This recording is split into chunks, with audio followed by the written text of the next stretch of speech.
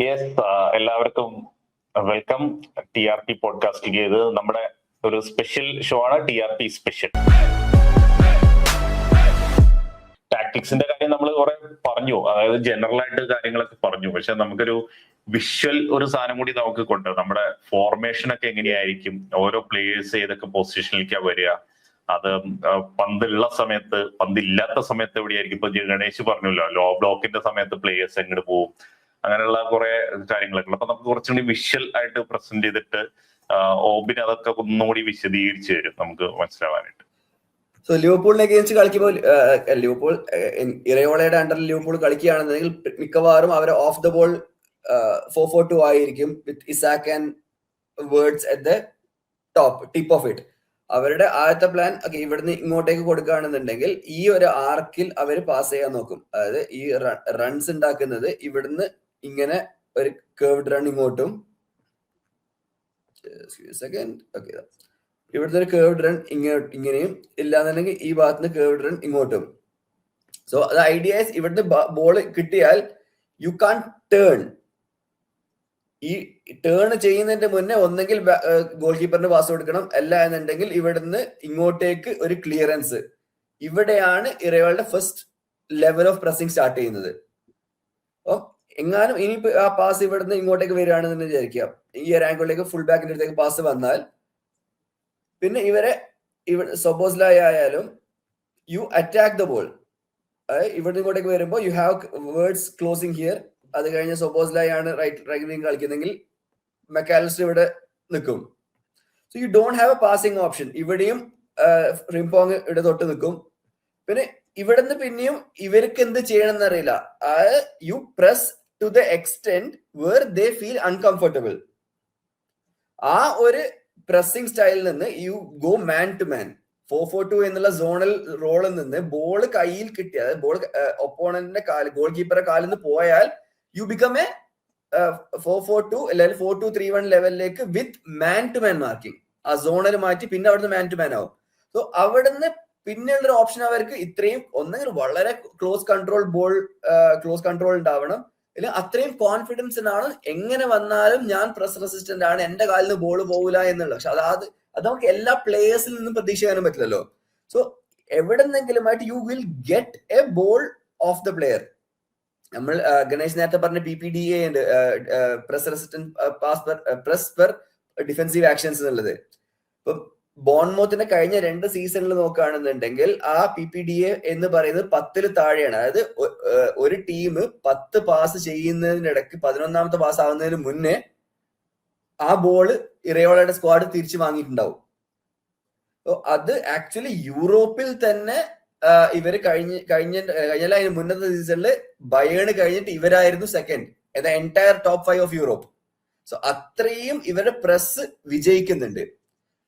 അപ്പൊ ആ ഒരു സിറ്റുവേഷനിൽ വരുമ്പോൾ എവിടുന്ന് ബോൾ കിട്ടിയാലും you don't pass it back after that. ഇപ്പൊ സപ്പോസ് ലൈക്ക് ഇവിടുന്ന് ബോൾ വിൻ ചെയ്യാൻ പറ്റിയാൽ the next pass should be two words who.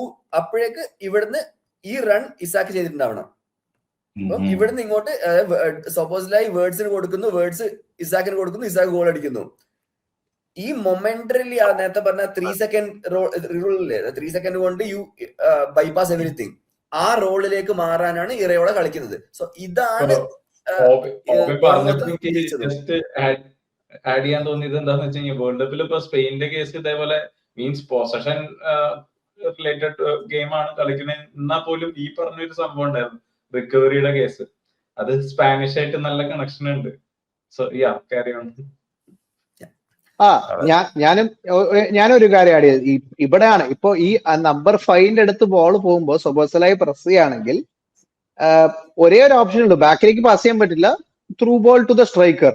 ഞാൻ അവിടെയാണ് പറഞ്ഞത്, ഈ സെന്റർ ബാക്സ് ഫ്രീക്വന്റ് ആയിട്ട് 1v1 സിറ്റുവേഷൻ ഫേസ് ചെയ്യാൻ സാധ്യതയുണ്ട് ഓപ്പണന്റ് സ്ട്രൈക്കർ ആയിട്ട്. Either you clear the ball, first അറ്റംപ്റ്റിൽ തന്നെ ബോൾ ക്ലിയർ ചെയ്യുക, ഇല്ലെങ്കിൽ 1v1 വിൻ ചെയ്യാൻ പറ്റുന്ന ലെവലിൽ ആ ഒരു ഓപ്പണന്റ് സ്ട്രൈക്കറുടെ പേസ് ആയിട്ട് മാച്ച് ചെയ്യാൻ പറ്റണം.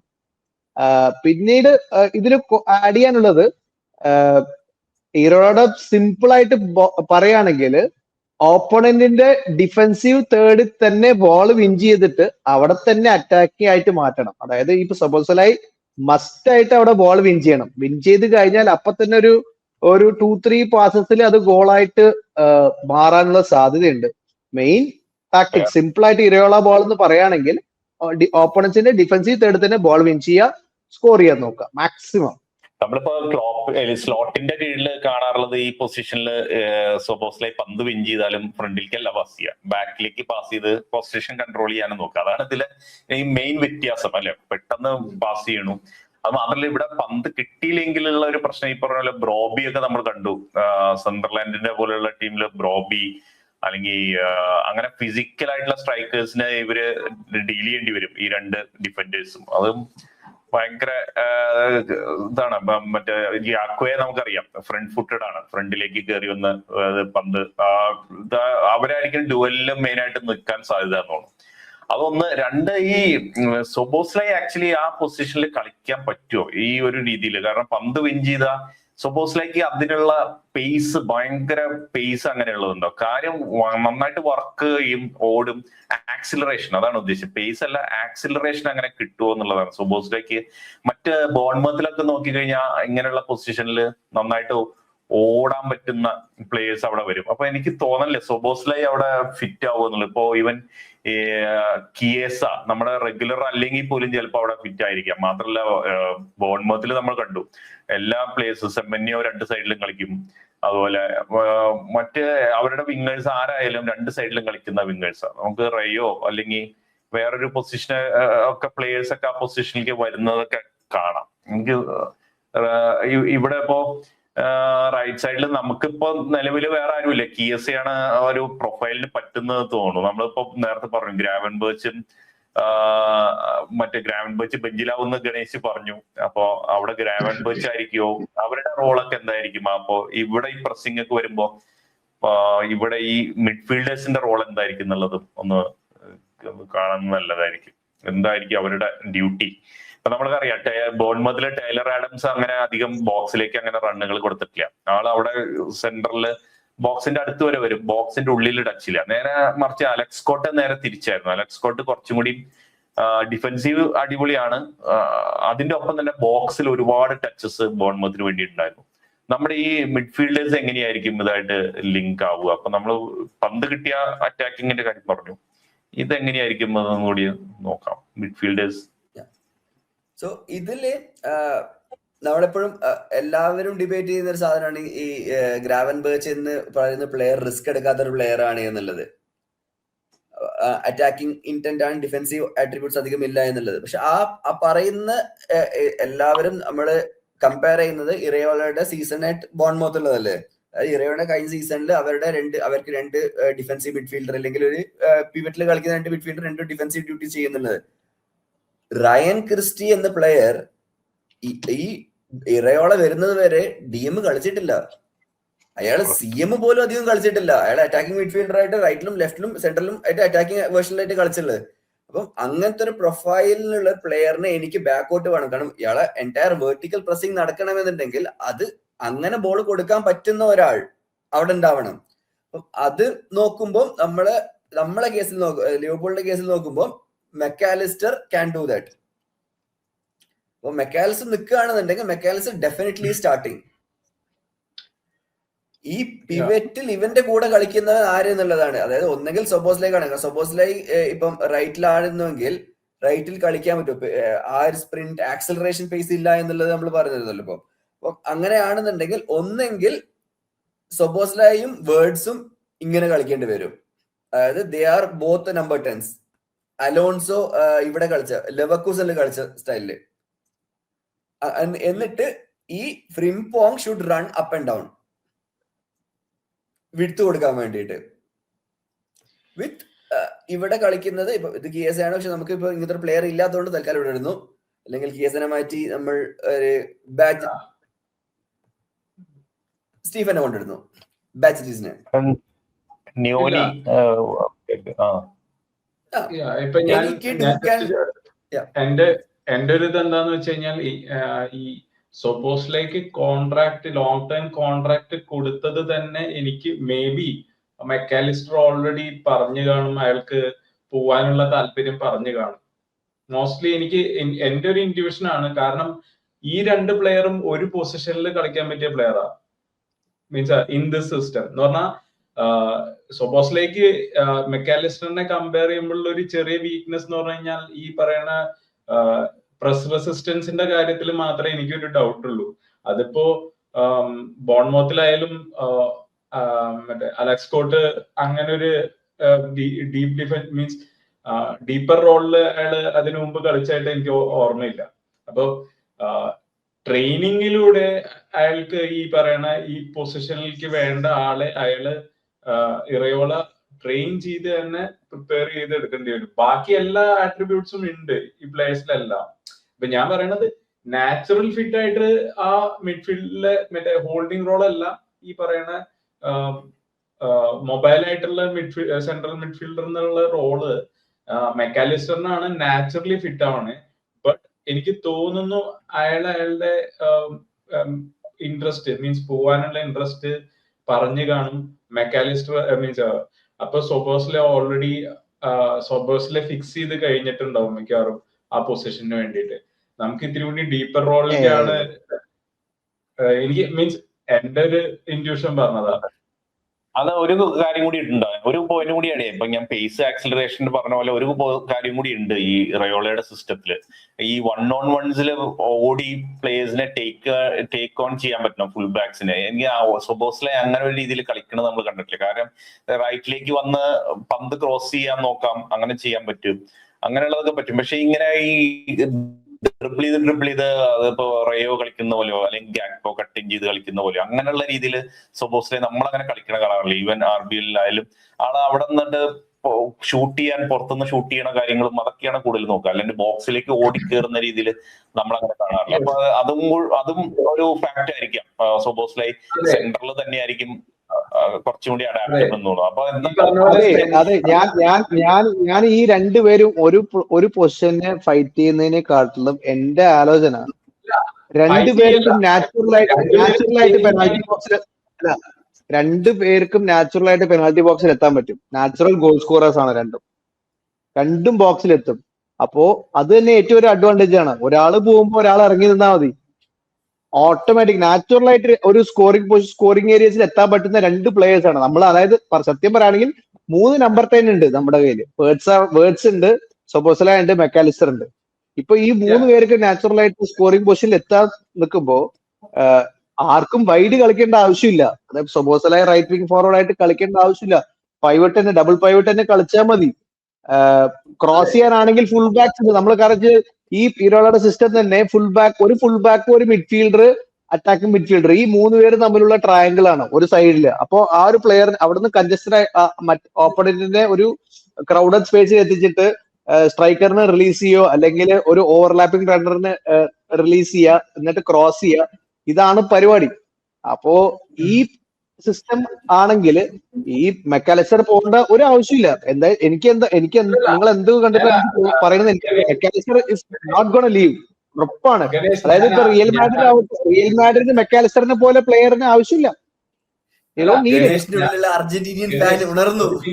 ഞാൻ പറഞ്ഞോട്ടെ, കാര്യം എന്താന്ന് വെച്ചാൽ ഞാൻ ഉദ്ദേശം എന്ന് പറഞ്ഞു കഴിഞ്ഞാൽ മെക്കാനിസ്റ്ററിന്റെ സ്റ്റാൻഡ് എന്താണെന്നുള്ളത് ഇതേവരെ ക്ലിയർ അല്ല. അതുകൊണ്ട് പറഞ്ഞതാണ് ഈ രണ്ടുപേരും സ്റ്റേ ചെയ്യുകയാണെങ്കിൽ രണ്ടുപേരും തന്നെയാണ് സ്റ്റാർട്ട് ചെയ്യാൻ പോണേ. അതിൽ സംശയമൊന്നുമില്ല. അത് ക്ലിയർ ആണ്. ഞാൻ 100% ഗണേശ് പറയണതിനോട് യോജിക്കുന്നു. നമ്മള് ആകെ ഇതിലുള്ള ഒരു ലൂപ്പ് ഹോൾ ഉള്ളത് റൈറ്റ് വിങ് ഫോർവേഡ് പ്രോപ്പർ ആയിട്ടില്ല. സോബോസലായി ലെപ്സിഗിലാകട്ടെ സാൽസ്ബർഗിലാകട്ടെ അവിടെ കളിച്ചിട്ടുണ്ട്. പക്ഷെ ഇൻവേർട്ടായി നമ്പർ 10 ആയിട്ടും കളിച്ചിട്ടുണ്ട്. അപ്പോ അങ്ങനെ ഒരു മേക്ക് ഷിഫ്റ്റ് ആയിട്ട് ഒരു റൈറ്റ് വിങ് ഫോർവേഡിനെ കളിപ്പിക്കുക. അല്ലെങ്കിൽ CSI ഈ ഒരു ഇന്റർവ്യൂവിൽ പറഞ്ഞിട്ടുണ്ടായിരുന്നു, ഈ കഴിഞ്ഞ ഒരു വർഷം സെറ്റിലിംഗ് ഇൻ പീരീഡ് ആയിരുന്നു. Now I think I M back എന്നൊക്കെ പറയുന്ന പോലെ പറഞ്ഞിട്ടുണ്ട്. സോ നമുക്ക് പ്രീ സീസണിൽ കണ്ടാ അറിയാം. നമ്മള് പറയുന്നത് 2 വർഷം സ്ലോട്ടിന് താഴെയല്ലേ കളിച്ചത്. അത് ലാസ്റ്റ് 80-84 മിനിറ്റിലൊക്കെ ഗെയിം ടൈമോ കിട്ടുന്നില്ല, ട്രെയിനിങ്ങോ സോഫ്റ്റ് ട്രെയിനിങ്. ഇവൻ നല്ല പട്ടിപ്പണി എടുത്ത് കളിച്ച പ്ലെയർ ആണ്. അവനെ കൊണ്ടുപോയിട്ട് പണിയെടുപ്പിക്കാത്ത ഒരു ട്രെയിനിങ് മെത്തേഡിൽ കളിച്ചു കഴിഞ്ഞാൽ ഔട്ട്പുട്ട് അങ്ങനെ വരില്ല. അപ്പോ നമ്മള് ഇപ്പോ നമുക്കൊരു നല്ലൊരു ട്രെയിനറിനെ കിട്ടുകയാണെങ്കിൽ നമ്മൾ തന്നെ ജിമ്മിൽ പോയിട്ട് like if you demand more നമ്മൾ എന്തായാലും വർക്ക് ചെയ്യും. അപ്പോ മാനേജർ നല്ല ഡിമാൻഡിങ് ചെയ്യുന്ന മാനേജറാണ്. സോ മേ ബി കിയേസയുടെ ഔട്ട്പുട്ടും കൂടാൻ സാധ്യതയുണ്ട്. ഇപ്പൊ സപ്പോസ് ഞാൻ പറയുന്നത് റൈറ്റ് വിങ് ഫോർവേഡിനെ സൈൻ ചെയ്യില്ല എങ്കിൽ, ഫോർ എക്സാമ്പിൾ ഈ ഒരു പ്രീ സീസൺ പീരീഡിൽ we can see like Chiesa right wing forward ആയിട്ട് കളിക്കുന്നത് നമുക്ക് കാണാം. അപ്പൊ അതൊന്ന് മേ ബി ഡിസൈഡ് ചെയ്യാൻ സാധ്യതയുണ്ട്. കാരണം ഈ മാർക്കറ്റ് ഒക്കെ ഒരുപാട് എന്താ 100-100+ ആണ് എല്ലാം പോകുന്നത്. അപ്പോ ആ ഒരു സിറ്റുവേഷനിൽ വേറെ ആരെയും കിട്ടിയില്ലെങ്കിൽ ഡെഫിനറ്റ്ലി ഞാൻ റൈറ്റ് വിങ് ഫോർവേഡിനെ മേടിക്കണ്ട എന്ന് പറയുന്നില്ല. കിട്ടുകയാണെങ്കിൽ എന്തായാലും മേടിക്കണം. അത് ഡിയമാൻഡെ ആവട്ടെ, മെർക്കോളെ ആവട്ടെ, ആരോ ആവട്ടെ, കുഴപ്പമില്ല. പക്ഷെ ഇല്ലാത്ത പക്ഷം ട്രൈ ടു ഡെവലപ്പ് കിയേസ, അത്രേ ഉള്ളൂ. അല്ല, മിഡ്ഫീൽഡേഴ്സിന്റെ അതിലേക്ക് തന്നെ ഞാൻ തിരിച്ചു വരാം ഒരു ഡിസ്കഷനെ. അതായത് നമ്മളിപ്പോ നോക്കിക്കഴിഞ്ഞാൽ ബോൺമത്തിൽ നമ്മൾ കണ്ടു അലക്സ് സ്കോട്ട് കുറച്ചുകൂടി അറ്റാക്കിംഗ് മിഡ്ഫീൽഡർ ഒക്കെ ആയിട്ട് കളിച്ച പ്ലെയറെ ബാക്കിലേക്ക് കൊണ്ടുവന്ന് ഡിഫൻസ് പഠിപ്പിച്ച് അങ്ങനെ കളിക്കേണ്ടി വന്നു. ഇപ്പൊ ഇവൻ ക്രിസ്റ്റിയെ വരെ പറഞ്ഞു ഫോർവേഡ് പോലും അല്ലെങ്കിൽ അറ്റാക്കിംഗ് മിഡ്ഫീൽഡ് അങ്ങനെ കളിക്കുന്ന പ്ലെയറെ കൊണ്ടുവന്ന് ഡിഫൻസ്. ഇവിടെ അതിന്റെ പ്രശ്നം വരുന്നില്ല, കാരണം ഇവിടെ ഓൾറെഡി ഇലീറ്റ് ആയിട്ടുള്ള പ്ലേയേഴ്സ് അവിടെ ഉണ്ട്. പിന്നെ ബോർഡ് മാറ്റണ്ട, പിന്നെ ഇലൈറ്റ് പ്ലേയേഴ്സ് അതുണ്ട്. പിന്നെ ഞാൻ ചോദിക്കാൻ വന്നത്, അപ്പോ ഇവിടെ ആ പ്രശ്നം വരുന്നില്ല. കാരണം ഗ്രാവൻ ബർച്ചിനെ ഒരു അറ്റാക്കിംഗ് മിഡ്ഫീൽഡറെ ഡിഫൻസീവ് കളിക്കാൻ പഠിപ്പിക്കുന്നുണ്ടെങ്കിൽ ഗ്രാവൻ ബർച്ചിനെ വെർട്ടിക്കൽ ഫുട്ബോൾ കളിക്കാൻ പഠിപ്പിക്കാൻ എത്ര പ്രശ്നം വരുമോ? കാര്യം പ്രീ സീസണിൽ കിട്ടുന്നില്ല എന്നുള്ള ഒരു പ്രശ്നം മാത്രമേ ഉള്ളൂ, വരാൻ ഇത്തിരി വൈകുന്നു. അപ്പൊ ഗ്രാവൻ ബർച്ചിനെ അഡാപ്റ്റ് ചെയ്ത് ഒരു ടൈലർ ആഡംസ് കളിച്ച ആ ഒരു രീതിയിലേക്ക് കളിക്കാൻ പറ്റാൻ പ്രശ്നം വരുമോ? കുറച്ചുകൂടി എലീറ്റ് ആയിട്ടുള്ള ഒരു ടൈലർ ആഡംസ് ആയിട്ട് ഈ സിസ്റ്റത്തിൽ വരാനല്ലോ വേണമെങ്കിൽ ഗ്രാവൻ ബർച്ചിന്. അതൊന്ന് രണ്ട് ഈ ഓപ്ഷൻസ് ആയിട്ട് വരിക, 4 മിഡ്ഫീൽഡേഴ്സ് 2 പൊസിഷനിലേക്ക് വരിക എന്ന് പറഞ്ഞാൽ അത് ഭയങ്കര റിച്ച് ഒരു കാര്യമല്ലേ ഒരു ക്ലബിനെ സംബന്ധിച്ചിട്ടുള്ളത്. റയോള അത് വളരെ സാറ്റിസ്ഫൈഡ് ആയിരിക്കുന്ന എനിക്ക് തോന്നാം. അതിന് മാത്രമല്ല, അതിന്റെ ബാക്കിൽ ഈവൻ ഒരാളും കൂടി മറ്റേ നമ്മൾ പറഞ്ഞ 4 പേരെന്ന് പറഞ്ഞത് ഇതും കൂടി പറഞ്ഞിട്ടുണ്ട്, നമ്മുടെ കേർട്ടിസ് ജോൺസിനും ഇതിലൊരു റോൾ ഉണ്ടാവുമല്ലോ ഈ മിഡ്ഫീൽഡില്. ഏത് പൊസിഷൻ എങ്ങനെയാ ഇപ്പോ നമ്മൾ പലപ്പോഴും കാണാം ഒരുപാട് ബോക്സിലേക്ക് വെർട്ടിക്കൽ പാസസ്, ഈവൻ സ്ലോട്ടിന്റെ സിസ്റ്റത്തിൽ പോലും സ്ലോട്ടിന്റെ ടാക്ടിക്സ് ഒക്കെ കടന്ന് ചിലപ്പോൾ വെർട്ടിക്കൽ പാസസ് ഒരുപാട് കൊടുക്കാൻ ശ്രമിക്കുന്ന കൂടിയായിരുന്നു കേർട്ടിസ്, പലപ്പോഴും കണ്ടിട്ടുണ്ട്. അപ്പോ ഈ സിസ്റ്റത്തിൽ കുറച്ചും കൂടി വർക്ക്ഔട്ട് ആവാനും ചാൻസ് ഇല്ല. അങ്ങനെ 4 മെയിൻ പ്ലേയേഴ്സ് അവിടെ ഉണ്ട് മിഡ്ഫീൽഡിൽ. അതിന് പോരാഞ്ഞിട്ട് മക്ഡൊണൽ ഉണ്ട്, ന്യോനി ഉണ്ട്. എനിക്ക് തോന്നുന്നത് മിഡ്ഫീൽഡ് നമ്മുടെ സെറ്റാന്ന് തോന്നുന്നു. അവിടെ വേറൊരു ആവശ്യമില്ല. ഈവൻ അറ്റാക്കിംഗ് മിഡ്ഫീൽഡിൽ വേർഡ്സ് ഉണ്ട്, വേർഡ്സിന് പകരം അവിടെ എലിയട്ടും അവിടെ കിടക്കുന്നുണ്ട്. എലിയട്ടും പ്ലേ പൊസിഷനിൽ കളിക്കാം. അപ്പൊ അങ്ങനെ നോക്കുമ്പോൾ അവിടെ ഒരു പ്രോബ്ലം ഏരിയ ആയിട്ട് തോന്നില്ല. എനിക്ക് തോന്നുന്നത് ഇങ്ങനെ ഇത് വെച്ച് കഴിയുമ്പോൾ മൊത്തം പ്ലേയേഴ്സ് ഇതിന്റെ ഒരു സ്റ്റൈൽ എങ്ങനെയായിരിക്കും എന്നുള്ളതും കൂടി പറഞ്ഞു പോയാൽ നമ്മുടെ കളിക്കുന്നത്. ഇപ്പൊ പന്ത് കിട്ടിക്കഴിഞ്ഞാലുള്ള കാര്യങ്ങൾ പറഞ്ഞു. നേരത്തെ ഗണേശ് പറഞ്ഞല്ലോ, ഒരു ലോ ബ്ലോക്ക് കളിക്കുമ്പോൾ ലോ ബ്ലോക്കിനെതിരെ നമ്മുടെ ഈ പ്ലേയേഴ്സിന്റെ പൊസിഷൻ എങ്ങനെയായിരിക്കും, ഫുൾ ബാക്സ് കയറി വരുന്ന കാര്യം പറഞ്ഞു. ഇപ്പോ നമുക്ക് അങ്ങനെ ഒന്ന് നോക്കിയിട്ട് ഫുൾ ബാക്സിനെ കൂടി കുറിച്ച് നമ്മൾ നേരത്തെ പറഞ്ഞു, റയോള ഫുൾ ബാക്ക് ആയിരുന്നു കളിച്ച സമയത്ത്. അത് കാരണം അതിനെ കുറിച്ച് കൂടുതൽ അറിയാം. ആളിൽ കളിക്കുന്ന സ്റ്റൈല് തന്നെ ഫുൾ ബാക്സിനെ വെച്ചിട്ടുള്ള സ്റ്റൈലാന്ന് പറഞ്ഞു. അങ്ങനെ ഒരു രീതിയിൽ കാര്യം പ്രസിംഗ് ഫുട്ബോളൊക്കെയാണ് അങ്ങനെ പറഞ്ഞു. പക്ഷെ നേരത്തെ അങ്ങനെ ഒരു കമന്റ് ഓബിനാണോ പറഞ്ഞ ഗണേശാണോ പറഞ്ഞെന്നറിയില്ല, ഒരു ഫുൾ ബാക്കിന്റെ സ്റ്റൈല് ഉണ്ടെന്നുള്ളത്. അപ്പോ എങ്ങനെയായിരിക്കും ഫുൾ ബാക്സിനെ വെച്ചിട്ട് ഒരു ലോ ബ്ലോക്കിനെ ബ്രേക്ക് ചെയ്യുന്ന കാര്യം നേരത്തെ പറയുന്നുണ്ടായിരുന്നു. എങ്ങനെയായിരിക്കും ഇവരുടെ ഒരു ഇമ്പോർട്ടൻസ്, ഫുൾ ബാക്സിന്റെ ഇമ്പോർട്ടൻസ് ഈ സിസ്റ്റത്തിൽ എന്തായിരിക്കും? അതുപോലെ ഈ ആക്വറ്റിനെ പോലുള്ള ഒരു ഡിഫൻഡറും ലിയോണി വരാൻ നിൽക്കുകയാണ്. ലിയോണി പതുക്കെ ട്രെയിനിങ് ഒക്കെ തുടങ്ങി വരുന്നുണ്ട്. ലിയോണി നല്ല പേസും ഒക്കെ ഉള്ള പ്ലെയർ ആണ്, നല്ല ഫിസിക്കൽ പ്ലെയർ ആണ്, നല്ല ഹൈറ്റ് ഉള്ള പ്ലെയർ ആണ്. അപ്പോ വാൻഡേക്കിന് ഇടയ്ക്ക് വേണമെങ്കിൽ റെസ്റ്റ് ഒക്കെ കൊടുക്കാൻ പറ്റും. അതിലേക്ക് പോണതിന് മുമ്പ് ഞാൻ ജസ്റ്റ് ഒന്ന് മിഡ്ഫീൽഡിൽ ഒരു കാര്യം കൂടി പറഞ്ഞ് ക്ലോസ് ചെയ്തോട്ടെ. ഇപ്പോ ഗ്രാവൻബർഗിന്റെ കാര്യം കേർട്ടിസിന്റെ കാര്യം ജസ്റ്റ് പറഞ്ഞു. അപ്പൊ അതുകൊണ്ട് ജസ്റ്റ് റിലേറ്റ് ചെയ്തിട്ടുള്ള ഒരു കാര്യമാണ്. കാര്യം കഴിഞ്ഞ സീസൺ സ്റ്റാർട്ട് ചെയ്യുന്ന സമയത്ത് ഗ്രാവൻബർഗ് ഒരു ഇന്റർവ്യൂ കൊടുത്തായിരുന്നു. എന്നോട് കോച്ച് മുന്നോട്ട് അഡ്വാൻസ് ചെയ്ത് പോവാനുള്ള ഒരു ഓർഡർ തന്നിരുന്നു എന്നൊക്കെ പറഞ്ഞിട്ടുള്ള ഒരു സ്റ്റേറ്റ്മെന്റ് ഉണ്ടായിരുന്നു. അതൊന്ന് അയാള് അവിടെ പോയിട്ട് എന്താ ചെയ്യേണ്ടതെന്ന് അയാൾക്ക് അറിയാത്തതുകൊണ്ട് അതൊന്ന് കുറയ്ക്കുക. അതേപോലെ കേർട്ടിസിന്റെ കേസിൽ ടെക്നിക്കലി നല്ല പ്ലെയർ ആണ്, പക്ഷെ അയാള് ബോൾ ഹോൾഡ് ചെയ്ത് വെക്കുന്ന ഒരു പരിപാടി ഉണ്ട് അയാളുടെ. അത് ഈ സിസ്റ്റത്തിൽ വർക്ക് ആവില്ല. അതും കൂടി അയാൾ ട്രെയിനിങ്ങിൽ മാറ്റേണ്ടി വരും. ഈ സംഭവം രണ്ടുമാണ് അവരെ ഈ പറയുന്ന സിസ്റ്റത്തില് കളിപ്പിക്കാൻ മീൻസ് അത്ര നാച്ചുറൽ ആയിട്ട് വരാത്ത രണ്ട് കാര്യങ്ങൾ. അത് ട്രെയിനിങ്ങിലൂടെ റെഡിയാക്കാൻ പറ്റുന്ന കാര്യങ്ങളാണ് ഇതൊക്കെ. യെസ്, ഈ പറഞ്ഞപ്പോൾ തന്നെ ഈ ട്രെയിനിങ്ങിലൂടെ എന്ന് പറയുമ്പോൾ തന്നെ ഗ്രാവൻബർച്ച് അയാക്സ് അക്കാഡമിയിൽ നിന്ന് വന്നതാണ്. ബോൾ പാസ് ചെയ്യൽ എങ്ങനെയാ എന്ന് പഠിപ്പിക്കേണ്ട ഒരു ആവശ്യം വരുമെന്ന് എനിക്ക് തോന്നുന്നില്ല. Dutch footballer after all. Ajax കളിച്ചു, പിന്നെ ബയറിൽ കളിച്ചു, ലിവർപൂളിൽ കളിച്ചു. കഴിഞ്ഞ സീസണിൽ സ്ലോട്ട് പറഞ്ഞ ബോളുമായിട്ട് നീ പ്രോഗ്രസ് ചെയ്യണം എന്നുള്ളതാണ്. എനിക്ക് തോന്നുന്നില്ല ഇറയോളയുടെ അണ്ടറിൽ നീ ബോളുമായിട്ട് പ്രോഗ്രസ് ചെയ്യേണ്ടി വരുന്നത്. You just give the ball. മുന്നിലെ ആൾക്കാരുണ്ട്, അപ്പൊ നിന്റെ കാലിൽ ബോൾ കിട്ടിയാൽ you make sure you pass it front. ഇവിടെയാണ് കേർട്ടസിനായാലും Curtis started as a number 10. ഈ റയൻ ക്രിസ്റ്റീനെ പിടിച്ച് ബാക്കിലേക്ക് ഇരുത്തിയിട്ട് DM അല്ലെങ്കിൽ പിവറ്റിലേക്ക് കളിപ്പിക്കണം എന്ന് പറയുമ്പോഴും അതിന്റെ റീസൺ എന്താ, your player who can pass it forward എന്നുള്ളതാണ്. Who can do defensive. ആ ഒരു നേരത്തെ പാസ് ചെയ്യുമെന്നാണ് ആലോചിക്കേണ്ടത്. കിട്ടിയതും പെട്ടെന്ന് പാസ് ചെയ്യുമെന്നാണ് ആലോചിക്കേണ്ടത്. ചെയ്യോ അറിയില്ല.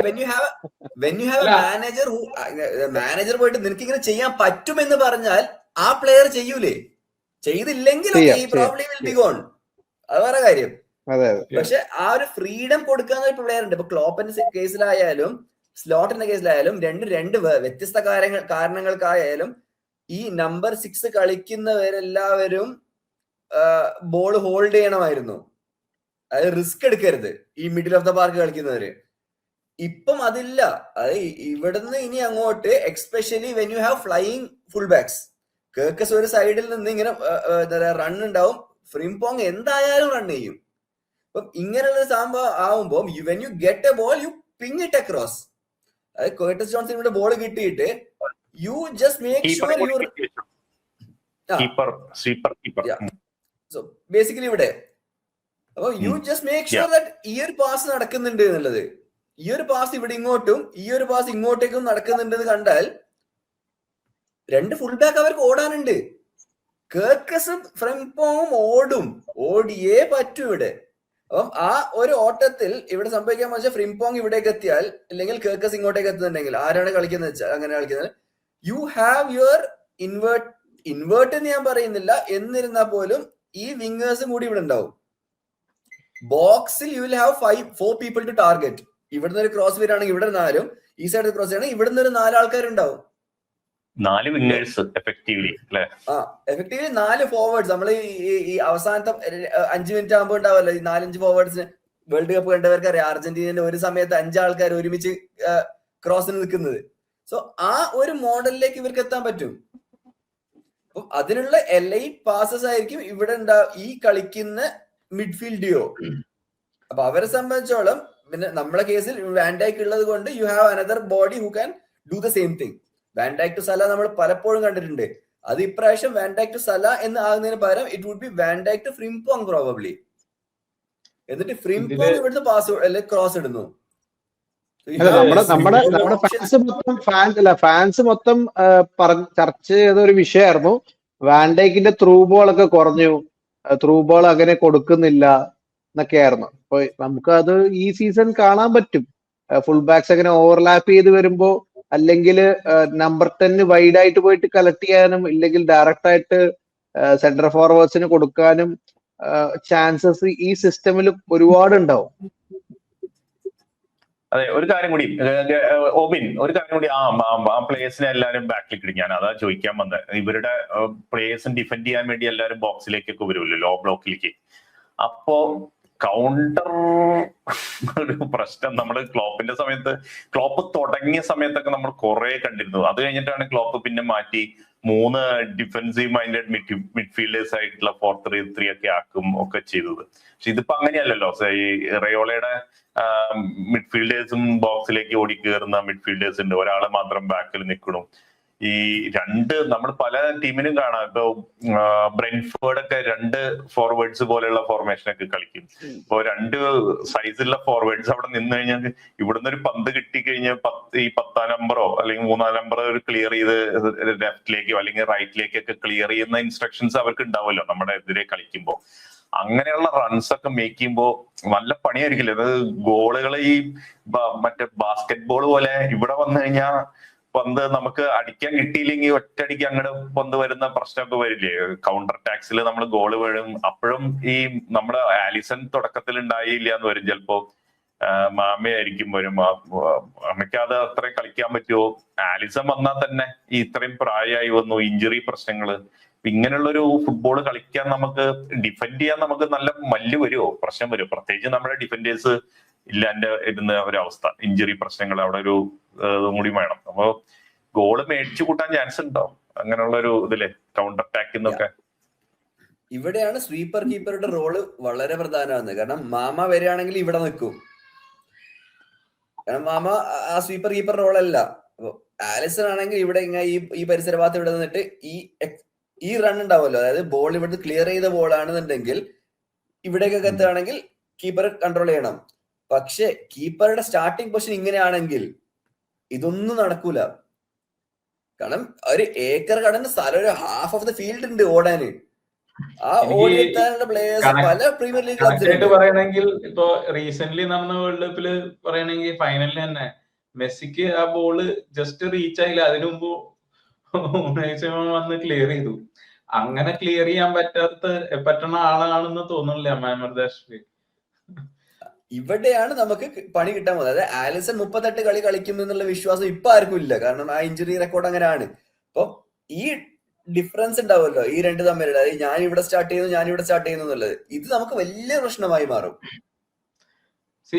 പിന്നെ ഈ ഇതിപ്പോ കൗണ്ടർ അറ്റാക്കിന്റെ കേസല്ലേ പറയണേ. ഇപ്പൊ അവര് ഡിഫെൻസീവ് ബോക്സ് ഇട്ട് കഴിഞ്ഞു കഴിഞ്ഞാൽ നമ്മൾ അറ്റാക്ക് ചെയ്യുമ്പോ നമുക്ക് ഈ പറഞ്ഞ വിങ്ങേഴ്സ് ഉണ്ടല്ലോ, നമ്മുടെ വിങ്ങേഴ്സ് ഇപ്പൊ പുതിയ വിങ്ങേഴ്സ് എന്ന് പറഞ്ഞാൽ ഇത്തിരി കൂടി ഡയറക്റ്റ് ആണ്, ഡയറക്റ്റ് അറ്റാക്ക് ചെയ്യാനാണ്. റൺ മീൻസ് ഇപ്പൊ എക്സാമ്പിൾ പറയുകയാണെങ്കിൽ ഇപ്പൊ സ്പെയിനിന്റെ കഴിഞ്ഞ വേൾഡ് കപ്പിലെ ഫസ്റ്റ് മാച്ച് എന്ന് പറഞ്ഞു കഴിഞ്ഞാൽ അവർക്ക് വിങ്ങേഴ്സ് ഈ പറയുന്ന ഡയറക്റ്റ് ആയിട്ടുള്ള വിങ്ങേഴ്സ് ആ കളിയിൽ ഉണ്ടായിരുന്നില്ല. അതുകൊണ്ട് നമ്മുടെ ലെഫ്റ്റ് ബാക്ക് ഉണ്ടായിരുന്ന കുക്കുരേയായിരുന്നു ജസ്റ്റ് ഒന്ന് റൺ മേക്ക് ചെയ്യുന്നുണ്ടായിരുന്നു അകത്തേക്ക്. അങ്ങനെ അവർക്ക് എന്തെങ്കിലുമൊക്കെ ഒരു ട്രിബിൾ ആ ഡിഫൻസീവ് ലൈനിന് വരുത്താൻ പറ്റുന്നുണ്ടായിരുന്നു. പക്ഷെ നമുക്ക് പഴയ പോലെയല്ല, ഇപ്പോ ഇത്തിരി കൂടി ഡയറക്റ്റ് ആയിട്ടുള്ള വിങ്ങേഴ്സ് ആണ് നമ്മുടെ ഉള്ളത്. അപ്പോ ആ സിറ്റുവേഷൻസ് ഇത്തിരി കൂടി നമുക്ക് ബെറ്റർ ആയിട്ട് ഹാൻഡിൽ ചെയ്യാൻ പറ്റും എന്നുള്ളൊരു ഇത് എനിക്ക് തോന്നുന്നുണ്ട്. യെസ്, നമ്മളെന്തായാലും ഇപ്പോ നമ്മൾ പല കാര്യങ്ങൾ ഇപ്പൊ പറഞ്ഞു. ടാക്ടിക്സില് ഇപ്പോ എങ്ങനെയായിരിക്കും നമ്മൾ അറ്റാക്ക് ചെയ്യുന്ന സമയത്ത്, പൊസിഷൻ നമ്മുടെ കയ്യിലുള്ള സമയത്ത് നമ്മൾ എങ്ങനെ കളിക്കും എന്നുള്ള കാര്യങ്ങൾ നമ്മൾ പറഞ്ഞു. അതിനുശേഷം ഇപ്പോ നമ്മളെ ലോ ബ്ലോക്ക്, റയോള പറഞ്ഞു ലോ ബ്ലോക്കിനെതിരെ കളിക്കാൻ ഭയങ്കര ഇഷ്ടമാണ്, അത് എങ്ങനെ ചെയ്യാൻ പറ്റും എന്നുള്ള കാര്യങ്ങളും നമ്മൾ പറഞ്ഞു. പിന്നെയുള്ള ഒരു ബിഗ് ഒരു ക്വസ്റ്റ്യൻസ് നമ്മുടെ ടാക്ടിക്സ് ആയിട്ട് ബന്ധപ്പെട്ട എല്ലാ കാര്യങ്ങളും ഭയങ്കര ഇതായിട്ട് പറഞ്ഞു. അതില് പ്രീ സീസൺ വളരെ ഇമ്പോർട്ടന്റ് ആണ്, ട്രെയിനിങ് ഇമ്പോർട്ടന്റ് ആണെന്നുള്ള പറഞ്ഞു. പല പ്ലേയേഴ്സും വൈകിയാണ് വരുന്നത്.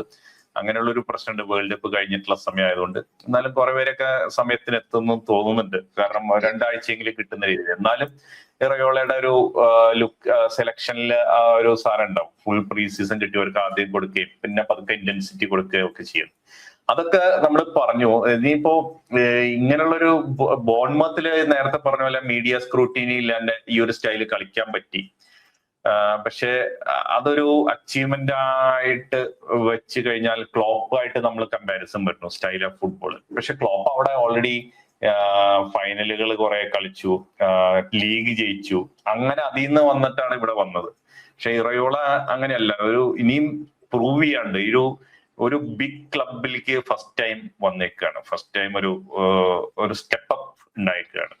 അപ്പോ അവിടെ നമ്മൾ ഒരുപാട് ഡീറ്റെയിലേക്ക് പോകണ്ട, ജസ്റ്റ് നിങ്ങൾ പറഞ്ഞാൽ മതി. ജസ്റ്റ് ഒരു സ്റ്റെപ്പ് അപ്പ്, അത് ഈ ടാക്ടിക്സ് വെച്ചിട്ടുള്ള ഒരു സ്റ്റെപ്പ് അപ്പ് എങ്ങനെ പറ്റും. നമ്മളിപ്പോ ടാക്ടിക്സിൽ കണ്ടു ജസ്റ്റ് കൗണ്ടർ അറ്റാക്സ് വരാം. അപ്പൊ അത് കാരണം അങ്ങനെ ഗോളുകൾ വന്നാൽ ക്രിറ്റിസിസം വരാം, എന്ത് ഡിഫെൻഡ് ചെയ്യാൻ അറിയില്ല, അങ്ങനെയൊക്കെ പറഞ്ഞിട്ട് ഭയങ്കര അറ്റാക്സ് വരാം. പ്രത്യേകിച്ച് ബ്രിട്ടീഷ് മീഡിയ ഭയങ്കരമായിട്ട് അതിനെ സ്ക്രൂട്ടിനൈസ് ചെയ്യാനൊക്കെ സാധ്യതയുണ്ട്. ക്ലോപ്പിന് രക്ഷപ്പെട്ടു പോയത് ക്ലോപ്പിന്റെ ഒരു കരിഷ്മ കാരണം. ആർട്ടറ്റ് ഇത്രയും പിടിച്ചു നിന്നു, പിന്നെ ലണ്ടൻ ബേസ്ഡ് ക്ലബ് ആയതുകൊണ്ട് കുറെയൊക്കെ അങ്ങനെ രക്ഷപ്പെട്ടു പോയി. പക്ഷെ ഇതങ്ങനെയല്ല, ലിവർപൂൾ എല്ലാ മീഡിയയുടെ ശത്രുവാണ്, എല്ലാവരുടെയും ശത്രുവാണ്. അപ്പൊ ഇങ്ങനെയുള്ള സ്ഥലത്ത് അറ്റാക്ക് ചെയ്യാൻ വേണ്ടി എല്ലാവരും റെഡി ആയിട്ടിരിക്കണം. ഈ ഒരു സ്റ്റെപ്പപ്പിന്റെ പ്രഷർ നല്ലോണം ഉണ്ടാവും, ഈ ടാക്ടിക്സ് ഇംപ്ലിമെന്റ് ചെയ്യണ പ്രഷർ ഉണ്ടാവും. ഈ സ്റ്റെപ്പപ്പ് ഇറയോളയ്ക്ക് വർക്കൗട്ട് ആക്കാൻ പറ്റുമോ എന്നുള്ളതാണ് ഒരു വലിയ ക്വസ്റ്റ്യൻ. വളരെ ചുരുങ്ങിയ വാക്കുകൾ പറഞ്ഞു കേട്ടാ ഞാനത് എടുക്കുന്നു. പറഞ്ഞു. ആ ഒരു ചാലഞ്ച് ഇപ്പൊ എന്തായാലും ഉണ്ടാവും. കാരണം ഏതൊരു മിഡ് ടേബിൾ മാനേജർ പെട്ടെന്നൊരു ടോപ്പ് ലെവൽ മാനേജർ ആയിട്ട് വരുമ്പം, എക്സ്പെഷ്യലി ഇറയോള യൂറോപ്പ ലീഗും മറ്റേതിലും കളിച്ചിട്ടുണ്ട്, മാനേജ് ചെയ്തിട്ടില്ല ഇതുവരെ ഒരു ടീമിനെ. ഇതുവരെ ചെയ്ത ഒരു ടീമും ഇന്നേ വരെ യൂറോപ്പ കളിക്കാത്ത ടീമുകളാണ്. അപ്പം എല്ലാ 3 ദിവസവും ഗെയിം വരുമ്പോൾ എങ്ങനെ മാനേജ് ചെയ്യണം, ഇല്ലാന്നുണ്ടെങ്കിൽ ഇത് സെയിം ടീമിനെ കളിപ്പിക്കുവോ, എത്രത്തോളം റൊട്ടേറ്റ് ചെയ്യേണ്ടി വരും, ചെയ്യേണ്ട ആവശ്യം വരും എന്നുള്ളത് ഇപ്പോഴും അറിയില്ലല്ലോ. ഇറയോളെ എപ്പോഴും ഒരു യൂഷ്വൽ സീസൺ എങ്ങനെ പറയുന്നത് വെച്ചാൽ സ്ലോ സ്റ്റാർട്ടാണ്. അതായത് പുതിയ ഫോർമേഷനിൽ പുതിയൊരു സ്റ്റൈൽ അപ്ഡേറ്റ് ചെയ്യാൻ നിൽക്കുകയാണെന്നുണ്ടെങ്കിൽ ഓക്കെ, ആദ്യത്തെ ബോൺമൗത്തിൽ തന്നെ ആദ്യത്തെ 10 കളി ജയിച്ചില്ല, അത് കഴിഞ്ഞിട്ടാണ് ജയം തുടങ്ങുന്നത്. ഓരോ ചേഞ്ച് വരുമ്പോഴും ഈ സ്ലോ ആണ്. ഇപ്പം സെമന്യു പോയിട്ട് 4 കളി ജയിച്ചില്ലായിരുന്നു, അത് കഴിഞ്ഞിട്ടാണ് അവർക്ക് ജയിച്ചിട്ടില്ലല്ലോ, അതിൽ 3 തോൽവി എങ്ങാനും വരുന്നു തോന്നുന്നു. അത് കഴിഞ്ഞിട്ടാണ് അവർക്ക് അൺബീറ്റൻ റൺ വരുന്നുള്ളത്. അപ്പൊ ആ ഒരു സ്ലോവർ സ്റ്റാർട്ടാണ്. എനി ചേഞ്ച് സ്ലോ ആയി സ്റ്റാർട്ട് ചെയ്ത് പിന്നെ അങ്ങനെ എല്ലാവരും അത് മസിൽ മെമ്മറി ആയി പിന്നെ അത് പഠിച്ച് വന്ന് എടുക്കുന്നതല്ലേ. ഈ ഒരു സാധനം ബോൺമൗത്തിൽ വർക്ക് ചെയ്യും, ഈ ഒരു സാധനം റയ വാലക്കാനിൽ വർക്ക് ചെയ്യും, മിറാൻഡസിൽ വർക്ക് ചെയ്യുമായിരിക്കും. ലിവർപൂൾ എന്ന ക്ലബിൽ ഒരു കളി തോറ്റ് രണ്ടാമത്തെ കളിയും കൂടി തോക്കുകയാണെന്നുണ്ടെങ്കിൽ സ്വാഭാവികമായിട്ട് ചോദ്യം വരും, ഇതെന്താ ഇങ്ങനെ. അപ്പൊ ആ ഒരു പ്രഷർ വിത്ത്സ്റ്റാൻഡ് ചെയ്യാൻ മാത്രം ഇറയോള ഉണ്ടോ എന്നുള്ളത് നീഡ്സ് ടു ബി നോൺ. ബാക്കി എല്ലാ മാനേജേഴ്സിനായാലും ഒന്നെങ്കിൽ അവരെ പ്ലേയിങ് കരിയർ നല്ലതായിരിക്കും, അല്ലാന്നുണ്ടെങ്കിൽ അവരെ കോച്ചിങ് കരിയറിൽ എന്തെങ്കിലും ഉണ്ടാവും. ക്ലോപ്പിനെ പോലെ നമ്മൾ പറയുന്നത് Klopp has won something at Dortmund and game. സ്ലോട്ടിനായാലും സ്ലോട്ടർ ജയിച്ചിട്ടാ വന്നത്, ഇയാൾ ജയിച്ചിട്ടില്ല. ഇയാൾ ഇന്നേ വരെ കപ്പ് അടിച്ചിട്ടില്ല. ആ സൈപ്രസിൽ കളിച്ച കപ്പല്ലാണ്ട് 4 കളി എങ്ങാനും 4 ഫൈനൽ എങ്ങാനും തോറ്റിട്ടുണ്ട്. അപ്പം ആ ഒരു ബാഗേജ് എന്തായാലും ഉണ്ടാവും. ഗണേശ, എന്താണ് അതിന്റെ തോട്ട്സ്? ഇതിപ്പോ പെട്ടെന്നൊരു ടോപ്പ് ഫ്ലൈറ്റ് ഫുഡ് ടീമിലേക്ക് വരുന്നത് വലിയൊരു സ്റ്റെപ്പ് അപ്പ് തന്നെയാണ് മൂപ്പരെ സംബന്ധിച്ചിടത്തോളം. കാരണം ചെറിയ ചെറിയ ക്ലബ്സിനെ മാനേജ് ചെയ്തിട്ട് ആണ് ഇത്രയും പെട്ടെന്നൊരു എന്താ പറയാ ഒരു 4ാമത്തെ ക്ലബ്ബോ 5ാമത്തെ ക്ലബ്ബായിട്ട് ലിവർപൂൾ എന്ന് പറയുന്ന ഒരു വലിയൊരു ക്ലബ്ബ് മൂപ്പർക്ക് കോച്ച് ചെയ്യാൻ ചാൻസ് കിട്ടുന്നത്. എന്നെ സംബന്ധിച്ചിടത്തോളം മൂപ്പർക്ക് ലൈക്ക് ലാസ്റ്റ് 2 സീസൺ പറയുകയാണെങ്കിൽ മൂപ്പർക്ക് പണി അറിയാം. അത് എക്സിക്യൂട്ട് ചെയ്യാനുള്ള പ്ലേയേഴ്സ് ലിവർപൂളിൽ ഉണ്ട്. അവന്മാരെ ആ പക്വതയിലേക്ക് കൊണ്ടുവരാനുള്ള കഴിവുണ്ട്. ഇറ്റ്സ് ജസ്റ്റ് ദാറ്റ് ആ പ്ലേയേഴ്സ് അക്സെപ്റ്റ് ചെയ്യണം. ഓക്കെ, മൂപ്പര് പറയുന്ന പോലെ കളിച്ചു കഴിഞ്ഞാൽ we can have a good career and കുറെ അക്കളേറ്റ്സ് കിട്ടാൻ സാധ്യതയുണ്ട്.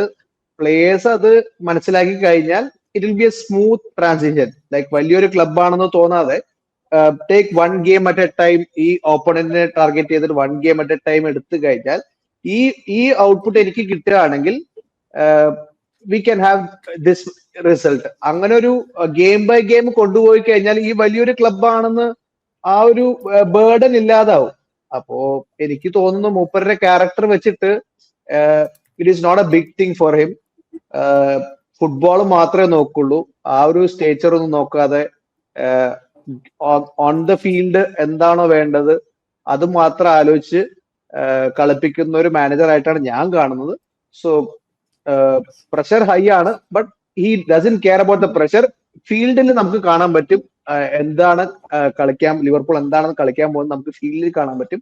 മൂപ്പര് ഫീൽഡിനെ കുറിച്ച് മാത്രമാണ് ആലോചിക്കുന്നത്. ഞാനിങ്ങനെ ലിവർപൂൾ എന്ന് പറയുന്ന ഒരു ക്ലബില്, ഇത്രയും വലിയൊരു ക്ലബില് മാനേജർ ആണ്, സോ എക്സ്പെക്ടേഷൻസ് ഉണ്ടാവും. അതൊന്നും കണക്കിലെടുക്കാതെ ഗെയിം ബൈ ഗെയിം കൊണ്ടുപോയി കഴിഞ്ഞാൽ result will speak for him. Final thoughts. ഇപ്പൊ ഈ പറഞ്ഞ ആഡ് ചെയ്യാനേ ഉള്ളൂ. ഇത് സെയിം കാര്യം ഞാൻ റിപ്പീറ്റ് ചെയ്യേണ്ട കാര്യമില്ല, അതുകൊണ്ട് പറയാണ്. അപ്പോ സംഭവം ഇതിപ്പോ ഒരു സീസൺ മാത്രമല്ല, ഈ ഫസ്റ്റ് സീസൺ എന്ന് പറഞ്ഞു കഴിഞ്ഞാൽ അയാളുടെ സ്റ്റാർട്ടാണ്. It's a long journey. അപ്പോ അയാൾ ഇത്ര യങ് ആയത് വളരെ നല്ല കാര്യമാണ്. കാരണം ഇനി ടാക്ടിക്കൽ ഇന്നോവേഷൻസ്, കാരണം നമ്മുടെ ടാക്ടിക്സ് എന്തായാലും ഓപ്പോസിഷൻ ടീം ഒരു സീസണോടുകൂടി പഠിക്കും. അപ്പോ നെക്സ്റ്റ് എന്ത് ഇന്നോവേഷൻ ചെയ്യണം അതെല്ലാം ചെയ്യാൻ പറ്റിയ ഒരു ഏജ് ആണ് ശരിക്ക്. അത് എത്രണ്ടും അയാൾക്ക് പറ്റും എന്നുള്ള കാര്യം നമുക്ക് കണ്ടിരുന്ന് തന്നെ കാണണം. We are excited. ഞാൻ എക്സൈറ്റഡ് ആണ്. യെസ്. അപ്പോ എന്തായാലും 2 വർഷത്തെ ഡീലായിട്ടാണ് റയോള നിൽക്കുന്നത് നമുക്കറിയാം. 2 വർഷം ആണ് ആളുടെ ഒരു സമയം. എനിവേ മാത്രമല്ല നമുക്കിനി കാണാനിരിക്കുകയാണ്. അതായത് ട്രെയിനിങ്ങിന്റെ കാര്യങ്ങൾ, ഇന്റൻസിറ്റി എങ്ങനെ പ്ലേയേഴ്സിനെ അഫക്ട് ചെയ്യും എന്നുള്ള കാര്യങ്ങൾ നമ്മൾ പറഞ്ഞു. അതും നമുക്ക് നോക്കാം. അതും ഒരു ചലഞ്ച് ആയിരിക്കും പുള്ളിക്ക് സംബന്ധിച്ചു. കാരണം ബോൾമത്തിന് അങ്ങനെ യൂറോപ്യൻ ഗെയിംസ് കളിക്കേണ്ടി വന്നിട്ടില്ല. അപ്പോൾ പ്ലേയേഴ്സ് കൂടുതൽ ഗെയിം കളിക്കണം. അങ്ങനെ ഒരുപാട് ആസ്പെക്ട്സ് ഉണ്ട്. അതിന്റെ ഇടയിൽ ഓണർഷിപ്പ് ചേഞ്ച് നടന്നുകൊണ്ടിരിക്കണു. അതിന്റെ ചേഞ്ച് നടക്കുമെന്ന് അറിയില്ല. അങ്ങനെ അൺസർട്ടനിറ്റീസ് അതിന്റെ ഭാഗത്ത് വേറെ. അങ്ങനെ പല കാര്യങ്ങള് on the field, of the ഫീൽഡും ഒക്കെ നടക്കുന്ന ഒരു സമയം. ആ സമയത്താണ് ഇറയോള ഒരു മാൻറ്റിൽ ലിവർപൂൾ എന്ന് പറഞ്ഞ വലിയൊരു ക്ലബിന്റെ മാനേജറായിട്ട്, അങ്ങനെ ഒരു നേരത്തെ ഇവിടെ പറഞ്ഞ പോലെ കപ്പുകള് ജയിക്കുക, ടൈറ്റിൽസ് വിൻ ചെയ്യാത്തൊരു റെക്കോർഡാണ് ഉള്ളത്. അത് വെച്ചിട്ട് ക്ലബിലേക്ക് വന്ന് എടുക്കാൻ നോക്കുന്നു. ബോൺമത്തിനെ നല്ലൊരു മിഡ് ടേബിൾ ക്ലബിൽ നിന്നോ അല്ലെങ്കിൽ ബോട്ടം മിഡ് ടേബിൾ എന്നൊക്കെ പറഞ്ഞ ക്ലബിൽ നിന്ന് മറ്റേ നല്ലൊരു ടോപ്പ് അല്ലെ ഒരു നല്ല ക്ലബാക്കി മാറ്റുന്ന ഒരു ഇതിലേക്ക് എത്തി എന്നുള്ളതൊരു മാത്രമാണ് ഒരു ക്രെഡിറ്റ് ആയിട്ട് ഇപ്പോ കാണാവുന്നത്. എന്തായാലും നമുക്ക് നോക്കാം ഈ ചലഞ്ചൊക്കെ ഏറ്റെടുത്ത് ലിവർപൂളിനെ ഒരു സക്സസ്ഫുൾ ഇതിലേക്ക് ആക്കുക എന്നുള്ളത് നമുക്ക് കാണാം. അപ്പൊ അതിന്റെ പറഞ്ഞ പോലെ ഒരു സ്ലോ സ്റ്റാർട്ട് ആയിരിക്കും എന്നുള്ള ഒരു സൂചനകളൊക്കെ നമ്മൾ ഇവിടെ കണ്ടു. പ്രീ സീസണിന്റെ ഒരു കാര്യങ്ങൾ, സ്റ്റൈല് മാറുന്നതിന്റെ കാര്യങ്ങൾ, പ്ലേയേഴ്സ് വേൾഡ് കപ്പ് കഴിഞ്ഞ് വരുന്ന കാര്യങ്ങളൊക്കെ അതില് ബാധിക്കും. എനിവേ നമ്മുടെ പ്രീ സീസൺ ഗെയിംസ് നടക്കുകയാണ്. ചിലപ്പോൾ നിങ്ങൾ ഇത് കാണുമ്പോൾ പ്രീ സീസൺ ഗെയിം ഒരെണ്ണം കഴിഞ്ഞിട്ടുണ്ടാവും. അപ്പോ അത് വെച്ചിട്ടും നിങ്ങൾക്ക് ഇതിനെ വിലയിരുത്താം. അടുത്ത വരുന്ന പ്രീ സീസൺ ഗെയിംസുമായിട്ടും ഒക്കെ വിലയിരുത്താം. അതുപോലെ അതിനേക്കാളൊക്കെ പുറമെ പ്രീ സീസണിൽ നമ്മൾ ഈ ട്രെയിനിങ് സ്റ്റൈൽസ് ആയിരിക്കും കാണുക. പക്ഷെ നമ്മുടെ ന്യൂ കാസിൽ മാച്ചിൽ നമ്മൾ ഈ പറഞ്ഞ കാര്യങ്ങൾ എത്രത്തോളൊക്കെ അതിൽ വരുന്നുണ്ട് എന്നുള്ള കാര്യങ്ങൾ നിങ്ങൾ ശ്രദ്ധിക്കുക. ഏതൊക്കെ പ്ലേയേഴ്സ് ഏതൊക്കെ പൊസിഷനിലാണ് കളിക്കുക എന്നുള്ളത് നമ്മളിവിടെ പറഞ്ഞു. ഇറയോള അതെങ്ങനെയാണ് ആ പ്ലേയേഴ്സിനെ കളിപ്പിക്കുക എന്നുള്ളതും നമുക്ക് കാണാം. എന്തായാലും ഈ ഒരുപാട് നീളം കൂടിയ വീഡിയോ ആണ്. അതിന് ഈ ഇറയോളെ കുറിച്ച് നമ്മൾ ഇത്ര അനലൈസ് ചെയ്ത കാരണം അങ്ങനെ പറ്റിയതാണ്. എന്തായാലും നിങ്ങളുടെ തോട്ട്സ് ഒക്കെ വെച്ചിട്ട് നമ്മൾ പിന്നൊരു വീഡിയോ നമ്മൾ ഇതിനെ കുറിച്ച് തന്നെ ചെയ്യും. എന്തായാലും നമ്മുടെ പ്രീ സീസൺ മാച്ച് ഒക്കെ കഴിഞ്ഞാൽ നമ്മൾ അങ്ങനെ ഒരു വീഡിയോ ചെയ്യുന്നുണ്ടാവും. അതെപ്പോഴാന്നുള്ളത് നമ്മൾ അറിയിക്കാം. എന്തായാലും ഈ വീഡിയോ ഇവിടെ നമ്മൾ അവസാനിപ്പിക്കും. ഇനിയും പറയാനുണ്ട് കുറെ കാര്യങ്ങൾ, നമ്മൾ വിട്ടുപോയിട്ടുള്ള കാര്യങ്ങളുണ്ട്. നിങ്ങളത് ആഡ് ചെയ്യുക, കമന്റ്സ് ഒക്കെ ആയിട്ട് നിങ്ങൾ ആഡ് ചെയ്യുക. നമ്മൾ പല പ്ലേയേഴ്സിനെ, നിങ്ങൾ ഉദ്ദേശിച്ച പ്ലേയേഴ്സിനെ കുറിച്ച്, ഇപ്പൊ റേയോനെ കുറിച്ചൊന്നും നമ്മൾ അധികം പറഞ്ഞിട്ടുണ്ടാവും എന്ന് തോന്നില്ല. എന്തായാലും ആ കാര്യങ്ങളൊക്കെ ആഡ് ചെയ്യുക നിങ്ങൾ കമന്റ്സിലൂടെ. എന്തായാലും ഈ വീഡിയോ ഇത്ര മുഴുവനും കണ്ട് അവസാനിപ്പിച്ച ലിവർപൂൾ ഫാൻസിന് എല്ലാവർക്കും, അതിന് മറ്റു ഫാൻസും ഇൻട്രസ്റ്റോടുകൂടി കണ്ടിട്ടുണ്ടാവും. അവർക്ക് എല്ലാവർക്കും നമ്മൾ വീണ്ടും അടുത്ത വീഡിയോ ആയിട്ട് വരും. എല്ലാം താങ്ക് യു.